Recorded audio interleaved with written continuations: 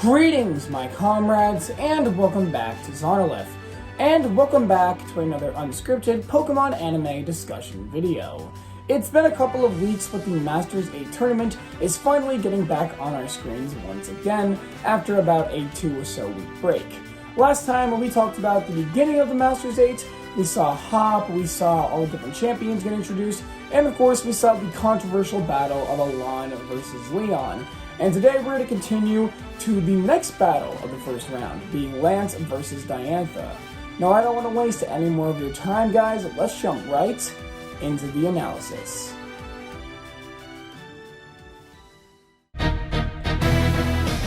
So I'm going to be real with you guys. Lance and Diantha are probably my least two favorite champions out of any champion in the Pokemon anime. It's not that I particularly hate them, it's just I don't really like the generations they represent. Diantha I just plain out don't like. I've never liked Diantha, not even when the anime made her better, because I will admit, the anime did make her better, I just never liked her. And I don't like X and Y, the X and Y games.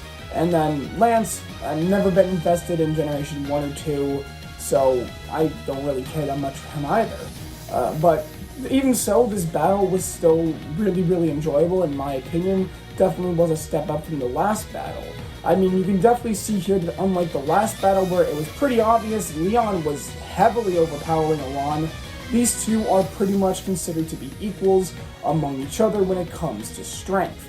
So let's talk about the difference between Lance's battling and Diantha's battling. Lance used a team of Hydreigon, he used Red Gyarados, and he used Dragonite. And that was just an awesome team to see. We know Lance specializes in Dragon-type Pokemon, so just seeing all these different dragons was really sick. And we're going to get to see that next week too, seeing as both Iris and Cynthia are going to be on screen. And when I watched this, I definitely could see that Lance's strategy was more to just go in with force, just use pure force to push his way through to the victory. And you can definitely see that he definitely relied heavily on just pushing forward, keep it on that offensive, keeping that offensive strong, and hopefully that can get him the win. Whereas Diantha's team of Aurorus, Gourgeist, and Gardevoir, you definitely see her take a more strategic approach to the battle. She comes up with strategies, and especially towards the end of the battle, and we'll get to that in a second, but she definitely comes up with strategies to not only counter Lance's Pokemon, but also find a way for them to defeat Lance's Pokemon, even if they have a type disadvantage. And so I think that was really cool. Another funny thing is I liked how Jesse reacted to Diantha having the Gourgeist. I just thought that was kind of a cool little nod back to X and Y. It's cool when they do stuff like that. But yeah, that was really cool. As for the battle itself, again, really entertaining.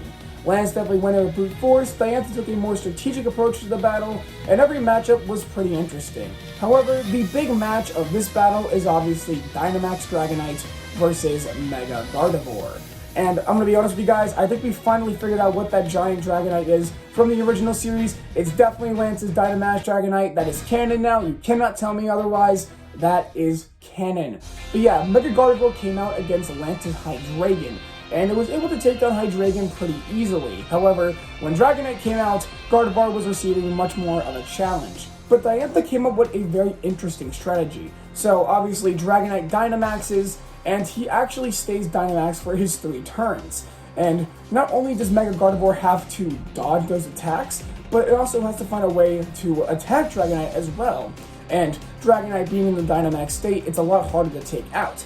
But Diantha waits out the Dynamax purposely, so it uses moves that it knows won't take out Dragonite but weaken it. Because once Dragonite's out of the Dynamax phase, it is super vulnerable as Dragonite is a Dragon type, and Gardevoir being the Fairy type it is, can easily come in, use a Moonblast, and one-shot it, which is exactly what happens.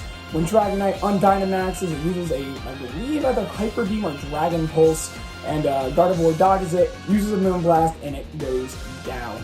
And that is the end of the battle. So yeah, even though I was personally rooting for Lance, because I just find Lance to be a little bit cooler than Diantha, Diantha definitely deserved the win. You can definitely see how she's definitely one of the most, at least in my opinion, smart champions out there, at least in the Pokemon anime, and it was really shown here today that she's not a joke. She can definitely pull her own weight. And finally, before I end this video, I want to talk about all the freaking cameos we got in today's episode. Not only did we get Tierno, Trevor, and Shauna, we got Sawyer, which was really, really cool to see. I mean, I'm super glad Sawyer's back. It's been so long since we've seen him. And with Alon coming back, it was only a matter of time before we were going to see Sawyer. So yeah, that's really cool. But then we got Richie. Freaking Richie. What? Yeah, so Richie got a cameo today, and I think that's crazy.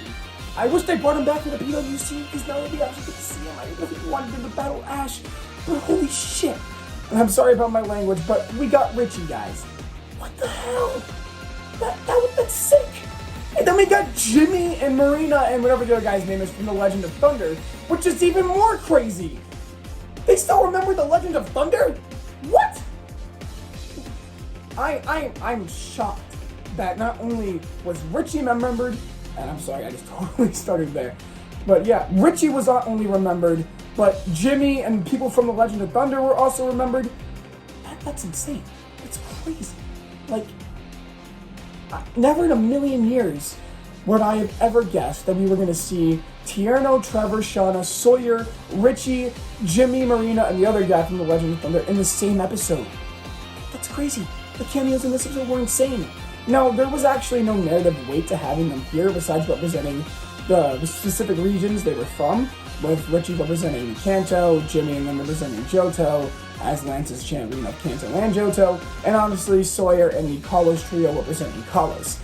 Well, everyone, that's going to be it for today's unscripted anipoke discussion video. I'm very curious to hear what you guys think about Lance versus Diantha, so leave it down in the comment section down below. With that being said, this video is a wrap. If you guys enjoyed it, remember to leave a like, subscribe to the channel, turn on all notifications so you never miss an upload, and to share these videos with your friends so you can come here and join me for my journey. With that being said, my name is Zonolith, and I'll catch you guys next time.